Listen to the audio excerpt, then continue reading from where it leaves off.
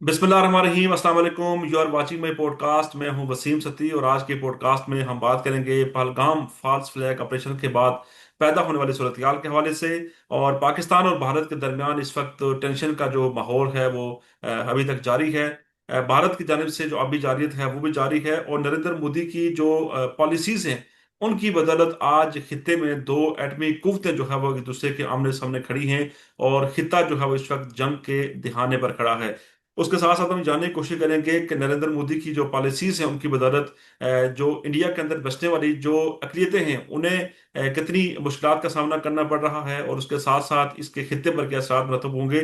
और इन तमाम इशूज़ के ऊपर गुफ्तगू करने के लिए हमारे साथ मौजूद हैं खालिस्तान तहरीक के सरबराह गुरपतवंत सिंह पन्नू साहब। सर बहुत बहुत शुक्रिया हमें वक्त देने का। सर सबसे पहले बताइएगा कि ये जो पहलगाम का जो फॉल्स फ्लैग ऑपरेशन था, सर ये नरेंद्र मोदी को आखिरकार ये ऑपरेशन करने की क्यों जरूरत पेश आई? वो इससे क्या हासिल करना चाह रहे थे?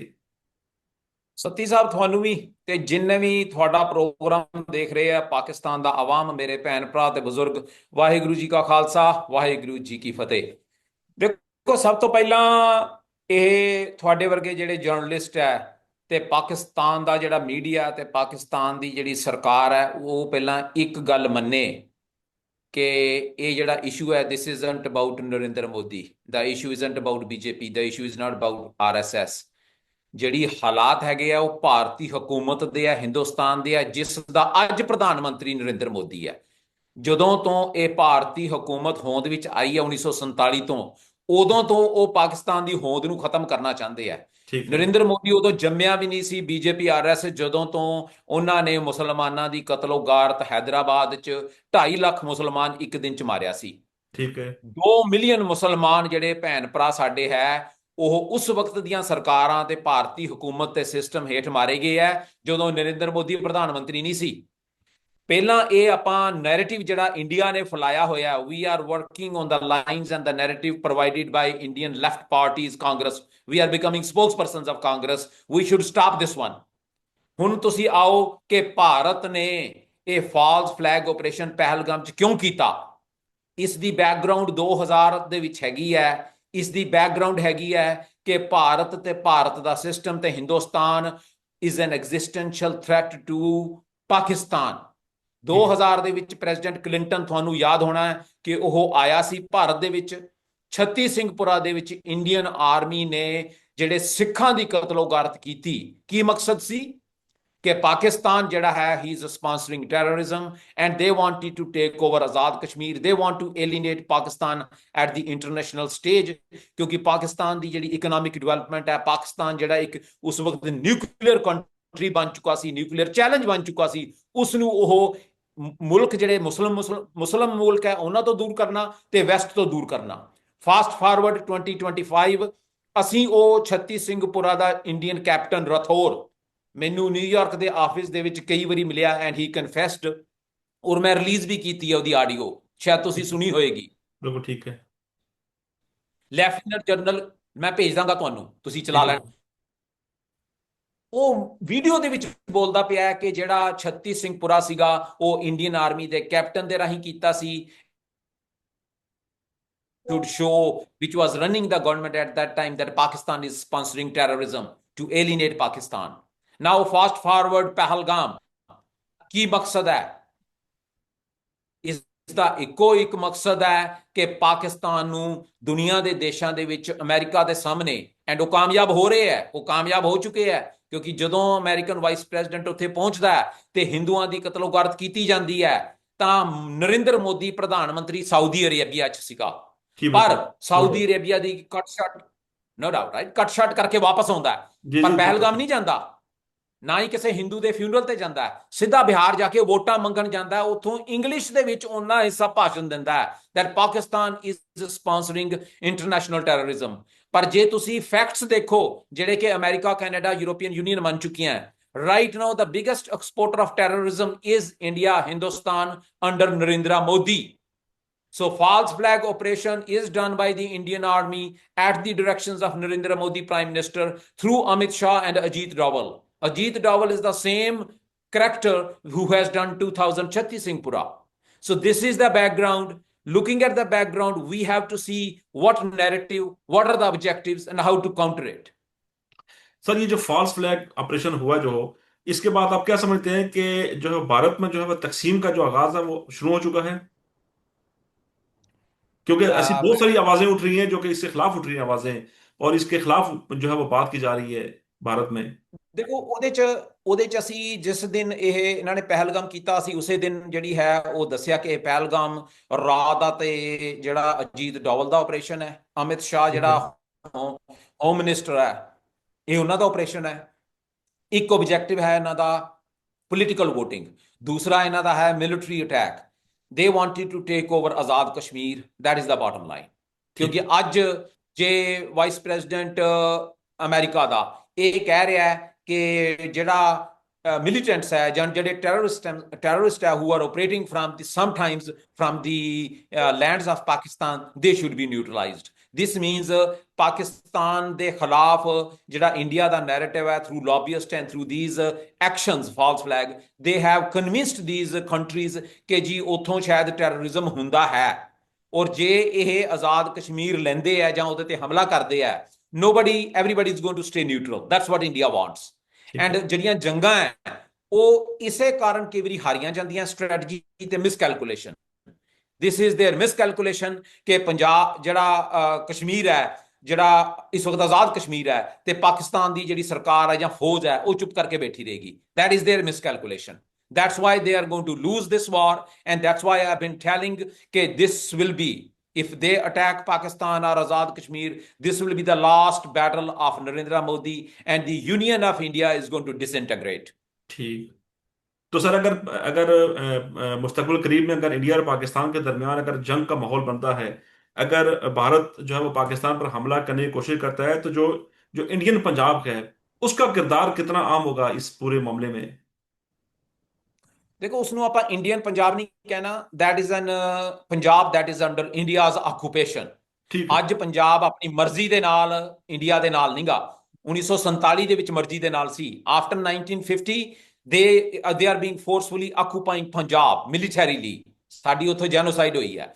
ਅਸੀਂ ਜਿਸ ਦਿਨ ਇਹ ਪਹਿਲਗਾਮ ਹੋਇਆ, ਜਿਸ ਦਿਨ ਭਾਰਤੀ ਹਕੂਮਤ ਨੇ ਅੰਡਰ ਨਰਿੰਦਰ ਮੋਦੀ ਨੇ ਐਲਾਨ ਕੀਤਾ ਕਿ ਉਹ ਜੰਗ ਕਰਨਗੇ ਔਰ ਜੰਗ ਦਾ ਮਾਹੌਲ ਉਹਨਾਂ ਨੇ ਬਣਾਇਆ ਹੋਇਆ, ਅਸੀਂ ਉਸੇ ਦਿਨ ਇਹ ਪੈਗਾਮ ਜਿਹੜਾ ਹੈ ਸਾਰੀ ਦੁਨੀਆ ਦੇ ਵਿੱਚ ਪਹੁੰਚਾਇਆ। ਭਾਰਤੀ ਫੌਜ ਵਿੱਚ ਜਿਹੜੇ ਸਿੱਖ ਫੌਜੀ ਹੈ, ਚਾਹੇ ਉਹ ਪੰਜਾਬ ਦੇ ਆ, ਹਰਿਆਣੇ ਦੇ, ਰਾਜਸਥਾਨ ਦੇ, ਉਹਨਾਂ ਨੇ ਇਹ ਆਡੀਓ ਵੀ ਕੱਢ ਦਿੱਤੀ ਅਸੀਂ ਤੁਹਾਨੂੰ ਕਿ ਉਹ ਬਗਾਵਤ ਕਰ ਚੁੱਕੇ ਹੈ।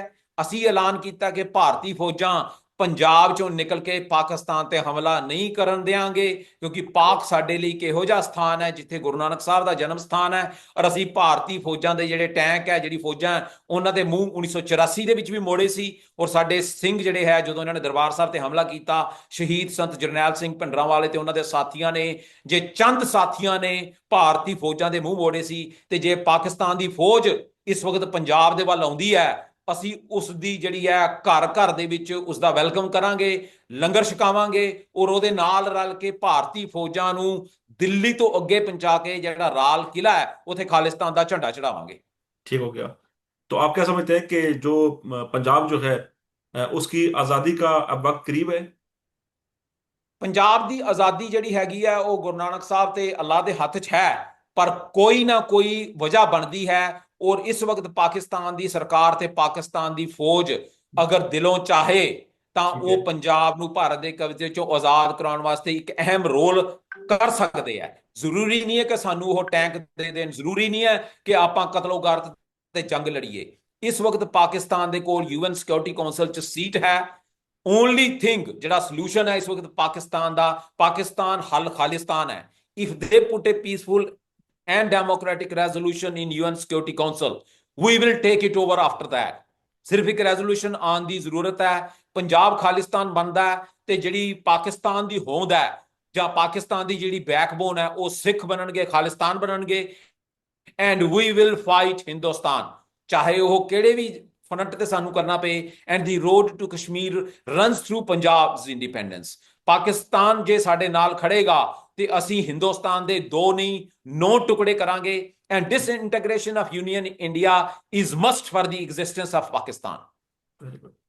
तो आपकी जो जो तंजीम है वो नरेंद्र मोदी को, और जो दिल्ली में जो साजिशें बुनी जाती हैं, उनको पूरी दुनिया के सामने एक्सपोज करने में अपना कितना किरदार अदा कर रही है?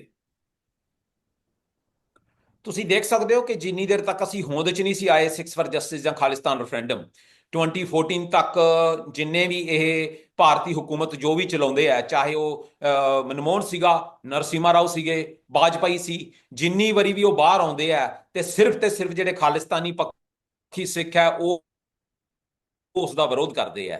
ਔਰ 2014 ਤੋਂ ਇਹ ਜਦੋਂ ਵੀ ਬਾਹਰ ਆਉਂਦੇ ਆ, ਚਾਹੇ ਅਮਰੀਕਾ ਚ ਆਉਣ, ਕੈਨੇਡਾ ਚ ਆਉਣ, ਯੂਕੇ, ਯੂਰੋਪੀਅਨ, ਜਿੱਥੇ ਵੀ ਆਉਂਦੇ ਆ, ਇਹ ਅੰਡਰ ਸਿਕਿਉਰਿਟੀ ਆਉਂਦੇ ਆ, ਲੁਕ ਕੇ ਆਉਂਦੇ ਆ, and they can not address public gatherings. ਜੇ ਪਬਲਿਕ ਗੈਦਰਿੰਗਸ ਕਰਦੇ ਆ, that is under heavy security. But we are running a peaceful and democratic campaign of Khalistan referendum to liberate Punjab from Indian occupation. We are carrying the most potent weapon of the century, that is kalam, that is pen. ਕਿਉਂਕਿ PAN ਦੀ ਤਾਕਤ, ਕਲਮ ਦੀ ਤਾਕਤ ਦੇ ਨਾਲ ਹੀ ਜਿਹੜੇ ਮੁਲਕ ਹੈ ਉਹ ਆਜ਼ਾਦ ਹੁੰਦੇ ਆ ਤੇ ਗੁਲਾਮ ਹੁੰਦੇ ਆ। तो ये जो पहलगाम का फास्ट फ्लैग ऑपरेशन हुआ, इससे पहले भी नरेंद्र मोदी साहब ने कितने फास्ट फ्लैग ऑपरेशन किए, उनकी एक लंबी हिस्ट्री मौजूद है। तो आप क्या समझते हैं कि एक तो आपकी खालिस्तान तहरीक है, इसके अलावा जो दीगर जो अलग की पसंद जो तहरीकें हैं, क्या उनको इस वक्त एक हवा मिली है इस पूरे सिनेरियो में? ਦੇਖੋ ਸਮਟਾਈਮਸ ਤੁਹਾਨੂੰ ਇਹ ਦੇਖਣਾ ਸੱਚੀ ਸਾਹਿਬ ਬਹੁਤ ਜ਼ਰੂਰੀ ਹੁੰਦਾ ਹੈ ਕਿ ਵਾਕਿਆ ਹੀ ਆਜ਼ਾਦੀ ਦੀ ਤਾਰੀਖ ਕੋਈ ਚੱਲ ਰਹੀ ਹੈ ਕਿ ਨਹੀਂ ਚੱਲ ਰਹੀ। ठीक ਐਂਡ हो गया। Prime example unfortunate is Kashmir. The people of Kashmir, the Kashmiri freedom fighters, they are defending the Kashmir. They are defending and trying to liberate Kashmir from Indian occupation militarily with arms. ਉਹ ਆਪਣੀਆਂ ਜਾਨਾਂ ਕੁਰਬਾਨ ਕਰਦੇ ਪਏ ਹੈ। ਪਰ ਤੁਸੀਂ ਮੈਨੂੰ ਇਹ ਦੇਖ ਕੇ ਦੱਸੋ, 8 ਲੱਖ ਕਸ਼ਮੀਰੀ ਦੁਨੀਆ 'ਚ ਵਸਦਾ ਹੈ, ਆਸਟ੍ਰੇਲੀਆ ਤੋਂ ਲੈ ਕੇ 6 ਕੰਟੀਨੈਂਟਸ 'ਚ। Did you see a Kashmiri coming out and rallying in front of an Indian consulate? No. Did you see a flag coming out, a statement coming out? No. ਸਿਰਫ ਇੱਕ ਜਿਹੜੇ ਹੈ ਉਹ ਹੈ ਸਿੱਖ, ਔਰ ਮੈਂ ਇਸ ਨੂੰ ਮਾਨ ਦੇ ਨਾਲ ਕਹਿਣਾ, ਸਿਰਫ ਸਿੱਖ ਜਿਹੜੇ ਹੈ, ਔਰ ਖਾਲਿਸਤਾਨ ਰੈਫਰੈਂਡਮ ਵਾਲੇ ਸਿੱਖ ਜਿਹੜੇ ਕਿ ਜਿਨ੍ਹਾਂ ਨੂੰ ਪੀਸਫੁਲ ਕਿਹਾ ਜਾਂਦਾ ਹੈ। ਈਵਨ ਹਥਿਆਰਬੰਦ ਸਿੱਖ ਦੀ ਮੈਂ ਗੱਲ ਨਹੀਂ ਕਰਦਾ, ਉਹ ਵੀ ਚੁੱਪ ਹੈ ਇਸ ਵਕਤ। ਔਰ ਇਹ ਪਿਛਲੇ ਸਮੇਂ ਤੋਂ ਸਾਨੂੰ ਹਥਿਆਰਬੰਦ ਸਿੱਖ ਕਹਿ ਰਹੇ ਸੀ ਕਿ ਜਦੋਂ ਜੰਗ ਲੱਗੇਗੀ ਅਸੀਂ ਪੰਜਾਬ ਆਜ਼ਾਦ ਕਰਾਣਾ ਹੈ, ਪਰ ਜਿੱਦਣ ਦੀ ਖਾਲਿਸਤਾਨ ਜੰਗ ਤਹਿਰੀਕ ਦੀ, ਦੇ ਲੋਕ ਜਿਹੜੇ, ਹਾਂਜੀ ਖਾਲਿਸਤਾਨ ਤਹਿਰੀਕ ਦੇ ਜਿਹੜੇ ਲੋਕ ਹਨ ਉਹਨਾਂ ਦੀ ਗੱਲ ਕਰ ਰਹੇ ਹਾਂ, ਨੇ। ਜਿਹੜੇ ਹਥਿਆਰਬੰਦ ਹੈ ਉਹ ਵੀ ਚੁੱਪ ਕਰ ਗਏ ਹੈ। ਸਿਰਫ ਸਿਕਸ ਫॉर ਜਸਟਿਸ ਤੇ ਖਾਲਿਸਤਾਨ ਰੈਫਰੈਂਡਮ ਵਾਲੇ ਜਿਹੜੇ ਆ, ਉਹ ਆਸਟ੍ਰੇਲੀਆ ਤੋਂ ਲੈ ਕੇ ਲੰਡਨ ਤੋਂ ਲੈ ਕੇ ਕੈਨੇਡਾ ਤੱਕ ਜਿਹੜੇ ਆ ਉਹ ਪਾਕਿਸਤਾਨ ਦੇ ਨਾਲ ਖੜੇ ਆ। ਔਰ ਜਿੰਨੀਆਂ ਵੀ ਇੰਡੀਅਨ ਕਾਉਂਸਲੇਟਸ ਹੈ ਉਹਨਾਂ ਨੂੰ ਅਸੀਂ ਟੈਰਰ ਹਾਊਸ ਕਹਿੰਦੇ ਆ, ਉਹਨਾਂ ਨੂੰ ਅਸੀਂ ਬੰਦ ਕਰਾਉਣ ਦੀ ਕੋਸ਼ਿਸ਼ ਕਰਦੇ ਆ। ਇੱਕੋ ਝੰਡਾ ਤੁਹਾਨੂੰ ਇਸ ਵਕਤ ਪਾਕਿਸਤਾਨ ਦੇ ਹੱਕ ਦੇ ਵਿੱਚ ਤੇ ਇਸ ਹਿੰਦੁਸਤਾਨ ਦੀ ਹੁਕੂਮਤ ਦੇ ਖਿਲਾਫ ਦੁਨੀਆ 'ਚ ਚੜਿਆ ਦਿਸੇਗਾ, ਉਹ ਹੈ ਖਾਲਿਸਤਾਨ ਦਾ, ਉਹ ਹੈ ਖਾਲਿਸਤਾਨ ਰੈਫਰੈਂਡਮ ਦਾ। तो अच्छा, आप क्या समझते हैं कि ये जो हमने देखा कि पिछले अरसे में और चंद सालों में खास करके आपकी खालिस्तान तहरीक ने जो राग के जो नेटवर्क थे कनाडा में, अमेरिका में, उनको एक्सपोज किया है, तो क्या दुनिया जो है वो इन चीजों को नहीं देख रही, क्लोजली वॉच नहीं कर रहे कि नरेंद्र मोदी जो है वो अपनी अकलियतों के साथ क्या उनका सलूक उनकी तरफ से रखा जा रहा है, और कितने मजालम जो है वो उनकी तरफ से जो है वो बर्पा किए जा रहे हैं अवाम के ऊपर, अपने लोगों के ऊपर? ਉਹਦੇ 'ਚ ਉਹਦੇ 'ਚ ਇਦਾਂ ਨਾ ਵੀ ਦੇਖੋ, ਜਿਹਦੇ ਉੱਤੇ ਜ਼ੁਲਮ ਹੁੰਦਾ ਹੈ ਇਹ ਉਹਦਾ ਫਰਜ਼ ਹੁੰਦਾ ਹੈ ਵੀ ਉਹ ਚੀਖੇ ਤੇ ਦੁਨੀਆ ਵਿੱਚ ਦੱਸੇ ਵੀ ਮੇਰੇ ਤੇ ਜ਼ੁਲਮ ਹੋ ਰਿਹਾ ਹੈ। जी जी, आवाज ਚੀਖਣ ਦੇ बुलंद ਕਈ करें। ਤਰੀਕੇ ਹੈ, ਕਈ ਤਰੀਕਾ ਹੈਗਾ ਹਥਿਆਰਬੰਦ, ਕੋਈ ਤਰੀਕਾ ਹੈਗਾ ਸਾਡੇ ਵਰਗਾ ਕਿ ਅਸੀਂ ਆਪਣੀ ਵੋਟਾਂ ਕਰਾਉਂਦੇ ਪਏ ਆ। ਜੇ ਹੁਣ ਮਨੀਪੁਰ ਦੇ ਵਿੱਚ ਕੁਕੀ ਕ੍ਰਿਸਚੀਅਨਸ ਹੈ, ਕ੍ਰਿਸਚੀਅਨਸ ਤੇ ਕ੍ਰਿਸਚੀਅਨਸ ਦੇ 100 ਮੁਲਕ ਹੈ, ਤੇ ਜੇ ਕੁਕੀ ਕ੍ਰਿਸਚੀਅਨਸ ਆਪਣੀ ਆਵਾਜ਼ ਨਹੀਂ ਚੁੱਕ ਸਕਦੇ ਪਏ ਤੇ ਕ੍ਰਿਸਚੀਅਨਸ ਨੇ ਆ ਕੇ ਆਵਾਜ਼ ਨਹੀਂ ਚੁੱਕਣੀ। ਜਿਸ ਦੇ ਉੱਤੇ ਦਰਦ ਹੁੰਦਾ ਹੈ, ਜਿਸ ਦੇ ਉੱਤੇ ਜ਼ੁਲਮ ਹੁੰਦਾ, ਉਹਨੂੰ ਆਵਾਜ਼ ਚੁੱਕਣੀ ਪੈਂਦੀ ਹੈ। ਇੰਡੀਆ ਦਾ ਜਿਹੜਾ ਨੈਰੇਟਿਵ ਹੈ, ਜਿਹੜਾ ਕਿ ਸਾਰੀ ਦੁਨੀਆ ਬਾਏ ਕਰਦੀ ਪਈ ਹੈ ਲੈਫਟ ਦਾ, ਉਹ ਆਪਣੇ ਆਪ ਨੂੰ ਸੈੱਲ ਕਰਦੇ ਪਏ ਜੀ ਇਹ ਨਰਿੰਦਰ ਮੋਦੀ ਦੀ ਪ੍ਰੋਬਲਮ ਹੈ। ਮੈਂ ਤੁਹਾਨੂੰ ਦੱਸਦਾ ਪਿਆ, ਇਹ ਨਰਿੰਦਰ ਮੋਦੀ ਦੀ ਪ੍ਰੋਬਲਮ ਨਹੀਂ ਹੈ, ਇਹ ਭਾਰਤ ਦੀ union of India the problem ਹੈ। ਜੇ ਕਿਸੇ ਮੁਸਲਮਾਨ ਦੇ ਉੱਤੇ ਉੱਥੇ ਜ਼ੁਲਮ ਹੋ ਰਿਹਾ, ਹੁਣੇ ਉਹਨਾਂ ਨੇ ਬਾਬਰੀ ਮਸਜਿਦ ਢਾਹ ਕੇ ਉੱਥੇ ਅਯੋਧਿਆ ਬਣਾ ਦਿੱਤੀ, ਸਿਰਫ ਇੱਕ ਜਿਹੜੀ ਆਵਾਜ਼ ਚੱਕੀ ਗਈ ਉਹ ਸਿਕਸ ਫॉर ਜਸਟਿਸ ਵੱਲੋਂ ਹੈ। ਜੇ ਕਿਸੇ ਨੇ ਆਵਾਜ਼ ਚੱਕੀ ਉਹ ਖਾਲਿਸਤਾਨ ਰੈਫਰੈਂਡਮ ਵਾਲਿਆਂ ਨੇ ਝੰਡੇ ਜਿਹੜੇ ਆ ਉਹ ਅਯੋਧਿਆ ਵਿੱਚ ਖਾਲਿਸਤਾਨ ਦੇ ਲਗਾਤੇ। ਪਰ 250 ਮਿਲੀਅਨ ਜਿਹੜਾ ਇੰਡੀਆ ਦੇ ਵਿੱਚ ਮੁਸਲਮ ਹੈ, ਜੇ ਉਸ ਨੂੰ ਤੁਸੀਂ ਪੁੱਛ ਕੇ ਦੇਖੋਗੇ ਤੇ ਉਹ ਬਾਲੀਵੁੱਡ ਦੀਆਂ ਪਿਕਚਰਾਂ ਦੇਖ ਰਿਹਾ ਤੇ ਆਪਣਾ ਜਿਹੜਾ ਉਹਦਾ ਸੋਸ਼ਲ ਤੇ ਜਿਹੜਾ ਰਿਲੀਜੀਅਸ ਨੈਟਵਰਕ ਹੈ ਉਹ ਜ਼ੀਰੋ ਹੋ ਚੁੱਕਾ ਹੈ। ਉਹ ਹਾਫ ਹਿੰਦੂ ਬਣ ਚੁੱਕਾ ਹੈ, ਉਹ ਆਪਣੇ ਆਪ ਨੂੰ ਇੰਡੀਅਨ ਕਹਿੰਦਾ ਹੈ, ਉਹ ਹਿੰਦੂ ਤੋਂ ਵੀ ਵੱਧ ਨੈਸ਼ਨਲਿਸਟ ਦੱਸਦਾ ਹੈ। ਇਸ ਦਾ ਮਤਲਬ ਇਹ ਹੁੰਦਾ ਕਿ ਤੁਹਾਡਾ ਡੀਐਨਏ ਜਿਹੜਾ ਹੈ, ਉਹ ਜਿਹੜੀ ਤੁਹਾਡੀ ਗੁਲਾਮੀ ਹੈ, ਉਸ ਨੂੰ ਮੰਨ ਚੁੱਕਾ ਵੀ ਅਸੀਂ ਸਲੇਵ ਜੰਮੇ ਸੀ, ਉਦੋਂ ਮਰਨਾ ਲਿਖਾ ਕੇ ਲੈ ਕੇ ਆਏ ਹੋ। ਮਰਨਾ ਤੇ ਹੈ ਹੀ ਹੈ, ਪਰ ਅਸੀਂ ਗੁਲਾਮੀ ਦੇ ਵਿੱਚ ਨਹੀਂ ਮਰਦੇ, ਅਸੀਂ ਆਪਣੇ ਆਪ ਨੂੰ ਗੁਲਾਮ ਨਹੀਂ ਸਮਝਦੇ, ਅਸੀਂ ਆਜ਼ਾਦ ਹੈਗੇ ਆ, ਆਜ਼ਾਦ ਜੰਮੇ ਸੀ, ਤੇ ਪੰਜਾਬ ਨੂੰ ਅਸੀਂ ਇਸ ਭਾਰਤ ਦੇ ਕਬਜ਼ੇ ਚੋਂ ਆਜ਼ਾਦ ਕਰਵਾਉਣਾ। ठीक हो गया। आप क्या समझते हैं कि आपकी जो तहरीक है वो बड़ी पूरी दुनिया में जो है वो नरेंद्र मोदी और उनकी जो राह, उनकी जो एजेंसी है उसको एक्सपोज कर रही है। नरेंद्र मोदी का अख्ताम जो दौर का है वो कब तक अख्ताम पजीर होता देख रहे हैं आप? देखो ये हैगा अल्लाह ਦੇ ਗੁਰੂ ਦੇ ਹੱਥ 'ਚ, ਪਰ ਇਸ ਵਕਤ ਹੈਗਾ ਪਾਕਿਸਤਾਨ ਦੀ ਸਰਕਾਰ ਦੇ ਹੱਥ 'ਚ। ठीक है। ਕਿਉਂਕਿ ਜਦੋਂ ਯੂਨਾਈਟਿਡ ਨੇਸ਼ਨਸ ਬਣਿਆ ਹੋਇਆ ਹੈ, ਜਦੋਂ ਇੱਕ ਪ੍ਰੋਸੀਜਰ ਬਣਿਆ ਹੋਇਆ ਵੀ ਮੁਲਕ ਕਿਵੇਂ ਬਣਨੇ ਹੈ, ਜਦੋਂ ਇੱਕ ਪ੍ਰੋਸੀਜਰ ਬਣਿਆ ਹੋਇਆ ਜੇ ਇੱਕ ਮੁਲਕ ਦੂਜੇ ਤੇ ਹਮਲਾ ਕਰਦਾ ਤੇ ਉਹਦਾ ਜਵਾਬ ਕਿੱਦਾਂ ਦੇਣਾ ਹੈ। ਇੰਡੀਆ ਨੇ ਲੌਬਿਸਟ ਫਰਮਸ ਹਾਇਰ ਕੀਤੀਆਂ ਹੋਈਆਂ ਅਮਰੀਕਾ ਦੇ ਵਿੱਚ, ਕੈਨੇਡਾ ਦੇ ਵਿੱਚ, ਉਹ ਸਰਕਾਰ ਦੇ ਉੱਤੇ ਜ਼ੋਰ ਪਾਉਂਦੇ ਆ, ਲੰਡਨ ਤੇ ਪਾਉਂਦੇ ਆ। ਪਾਕਿਸਤਾਨ ਨੂੰ ਆਪਣੀ ਹੋਂਦ ਬਚਾਉਣ ਵਾਸਤੇ, ਪਾਕਿਸਤਾਨ ਨੂੰ ਆਪਣੀ ਐਗਜ਼ਿਸਟੈਂਸ ਬਚਾਉਣ ਵਾਸਤੇ ਇੱਕ ਅੰਗ 1971 ਚ ਤੋੜਿਆ ਸੀ। ਇਹ ਭਾਰਤੀ ਹਕੂਮਤ ਨੇ, ਨਰਿੰਦਰ ਮੋਦੀ ਨੇ ਲਾਲ ਕਿਲੇ ਦੇ ਉੱਤੇ ਰੈੱਡ ਫੋਰਟ ਤੇ ਆਪਣੇ ਭਾਸ਼ਣ ਦੇ ਵਿੱਚ ਆਜ਼ਾਦੀ ਚ ਕਿਹਾ ਸੀ ਕਿ ਅਸੀਂ ਬਲੋਚਿਸਤਾਨ ਤੋੜਾਂਗੇ। ਤੁਸੀਂ ਮੈਨੂੰ ਦੱਸੋ, ਪਾਕਿਸਤਾਨ ਦੀ ਸਰਕਾਰ ਨੇ, ਅਸੀਂ ਨਹੀਂ ਕਹਿੰਦੇ ਵੀ ਉਹ ਖੁੱਲ ਕੇ ਜਾ ਕੇ ਬੋਲ ਕੇ ਦੇਣ, ਇੱਕ ਰੈਜ਼ੋਲੂਸ਼ਨ ਪਾਉਣ ਦੇ ਵਿੱਚ ਉਹਨਾਂ ਨੂੰ ਕੀ ਰੁਕਾਵਟ ਆ ਰਹੀ ਹੈ? 50 ਮੁਸਲਿਮ ਦੇਸ਼ ਹੈ ਉਹਨਾਂ ਦੇ ਨਾਲ, ਔਰ ਪਾਕਿਸਤਾਨ ਹੀ ਇੱਕ ਇਹੋ ਜਿਹਾ ਮੁਲਕ ਹੈ ਜਿਹਦੇ ਕੋਲ ਨਿਊਕਲੀਅਰ ਵੈਪਨ ਹੈ, ਨਿਊਕਲੀਅਰ ਆਰਮਡ ਹੈ। ਸਾਰਿਆਂ ਦਾ ਹੀ can should be a torch bearer ਕਿ ਜਿਹੜੀ union of India, they should take a active and offensive role to disintegrate Union of India, support independence movement in Punjab, support independence movement in Kashmir. That's how this will work. लेकिन ये जो इस वक्त भारत की जो हालत है, जो नरेंद्र मोदी साहब जो है वो अपने मुल्क के अंदर जो कुछ कर रहे हैं, तो आप क्या समझते हैं कि ये जो एक अवाम की जानिब से भी एक रद्देमल सामने आना चाहिए था, एक गमो गुस्सा सामने आना चाहिए था, वो गमो गुस्सा भारत के अंदर से क्यों इतनी शिद्दत के साथ सामने नहीं आ रहा? Because this is a human rights violations. ਜਦੋਂ ਤੁਸੀਂ ਕਿਸੇ ਘਰ ਦੇ ਪਰਿਵਾਰ ਦੇ 2 ਬੱਚੇ ਚੁੱਕ ਕੇ ਮਾਰਦੇ ਹੋ, ਹੁਣ ਅਸੀਂ ਸਿਰਫ ਖਾਲਿਸਤਾਨ ਰੈਫਰੈਂਡਮ ਕਰਾਉਂਦੇ ਆ, ਲਾਸਟ 60 ਡੇਜ਼ ਦੇ ਵਿੱਚ ਸਾਡੇ 21 to 25 ਜਿਹੜੇ ਐਕਟਿਵਿਸਟ ਹੈ ਉਹਨਾਂ ਦੇ ਉੱਤੇ ਦੇਸ਼ ਧਰੋਹ ਦਾ ਕੇਸ ਪਾ ਕੇ ਇਹਨਾਂ ਨੇ ਬੰਦ ਕਰ ਦਿੱਤਾ ਦਾ। ਹੁਣ ਉਹ 25 ਪਰਿਵਾਰ ਜਿਹੜੇ ਉਹਨਾਂ ਦੀ ਜ਼ਿੰਮੇਵਾਰੀ ਵੀ ਸਾਡੇ ਤੇ ਹੈ। For the last 5 years it's over 600 activist ਜਿਹੜੇ ਇਹਨਾਂ ਨੇ ਦੇਸ਼ ਧਰੋਹ ਦੇ ਕੇਸ ਅੰਦਰ ਪਾਏ ਹੋਏ ਆ। We speak out. Why others don't speak out, I can understand, ਕਿਉਂਕਿ ਉਹਨਾਂ ਦੀ ਹਿਊਮਨ ਰਾਈਟਸ ਵਾਇਲੇਸ਼ਨ, ਟਾਰਚਰ ਤੇ ਐਕਸਟਰਾ ਜੁਡੀਸ਼ੀਅਲ ਕਿਲਿੰਗ ਇਸ ਕਦਰ ਹੁੰਦੀ ਹੈ ਕਿ ਜਿਸ ਪਰਿਵਾਰ ਦੇ ਨਾਲ ਹੁੰਦੀ ਉਹ ਚੁੱਪ ਕਰ ਜਾਂਦਾ ਹੈ, ਤੇ ਇੰਟਰਨੈਸ਼ਨਲ ਫੋਰਮ ਦੇ ਉੱਤੇ ਉਹਨਾਂ ਦੀ ਆਵਾਜ਼ ਚੁੱਕਣ ਵਾਲਾ ਕੋਈ ਨਹੀਂਗਾ, ਨਾ ਪਾਕਿਸਤਾਨ ਹੈ ਨਾ ਬਾਕੀ 50 ਮੁਸਲਿਮਸ ਹੈ। ਦੇਸ਼ ਤੁਸੀਂ ਮੁਸਲਿਮ ਦੇਸ਼ ਦੇਖੋ, ਸਾਊਦੀ ਅਰੇਬੀਆ ਵਾਲੇ ਨਰਿੰਦਰ ਮੋਦੀ ਨੂੰ ਦੇਖ ਕੇ ਜੱਫੀ ਪਾ ਲੈਂਦੇ ਆ, ਨੋਇੰਗਲੀ ਕਿ ਇਸ ਬੰਦੇ ਨੇ ਹੀ is responsible and called the butcher of Gujarat, ਮੈਸੇਕਰ ਕੀਤਾ ਇਹਨੇ ਮੁਸਲਿਮ ਭੈਣ ਭਰਾਵਾਂ ਦਾ ਗੁਜਰਾਤ ਦੇ ਵਿੱਚ। He is the only leader in the world ਜਿਹੜਾ ਕਿ 2002 ਤੋਂ 2014 ਤੱਕ ਬੈਨ ਸੀਗਾ, ਚਾਹੇ ਯੂਰੋਪੀਅਨ ਯੂਨੀਅਨ ਹੈ, ਚਾਹੇ ਕੈਨੇਡਾ, ਚਾਹੇ America. And history will repeat the moment he is out of that office of being prime minister. And I can assure you, ਚਾਹੇ ਉਹ ਨਰਿੰਦਰ ਮੋਦੀ ਹੋਵੇ, ਚਾਹੇ ਉਹ ਅਮਿਤ ਸ਼ਾਹ ਹੋਵੇ, ਜੈ ਸ਼ੰਕਰ, ਰਾਜਨਾਥ ਜਾਂ Ajit Doval, these 5 individuals, these 5 faces of terror of Hindutva from Hindustan, they are the target of 6 for justice. We are going to hold them accountable under the international laws and they will face the justice with the weapon of pen.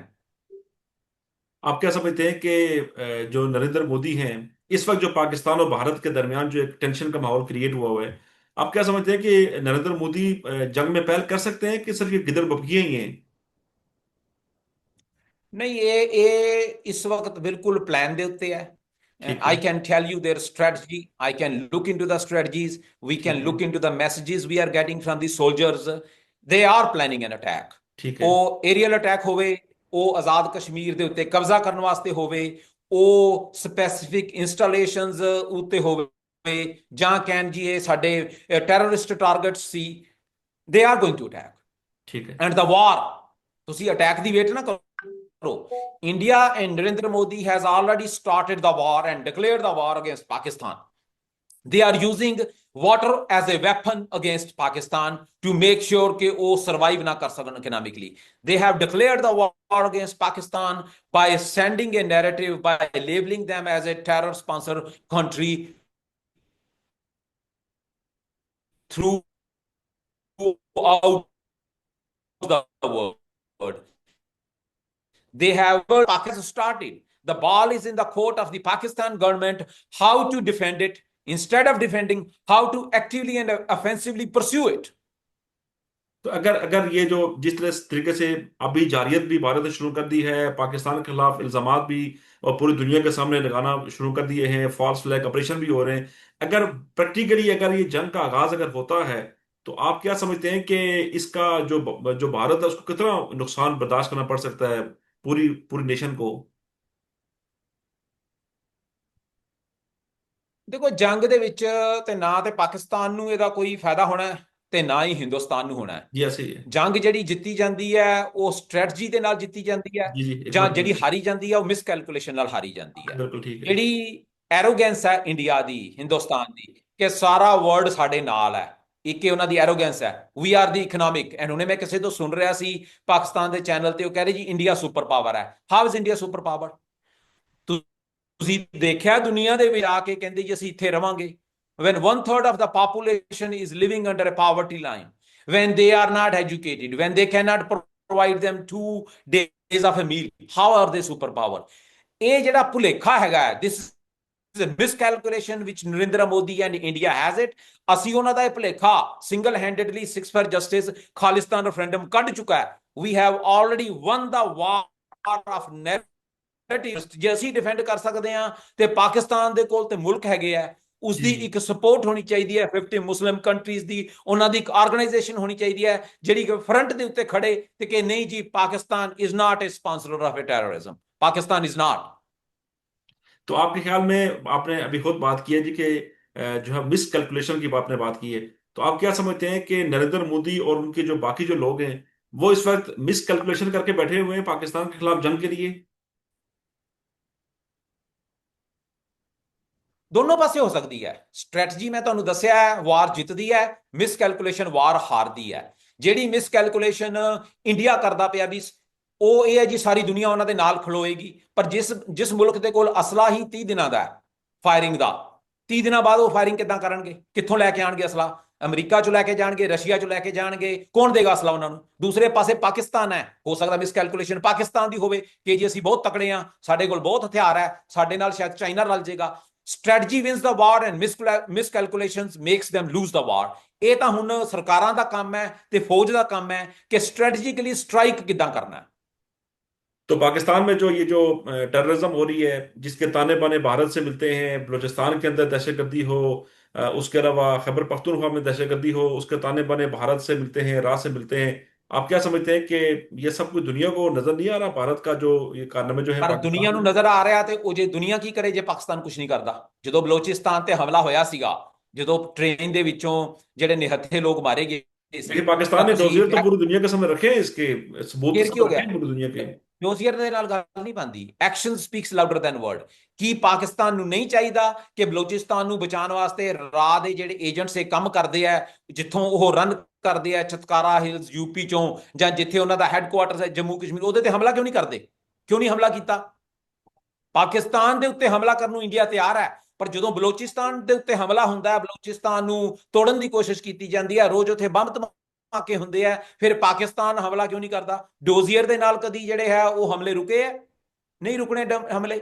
We have to be very open and blunt and honest, ਤਾਂ ਹੀ ਜਿਹੜੀ ਤੁਸੀਂ strategy ਆਪਣੀ ਸਹੀ ਕਰ ਸਕੋਗੇ।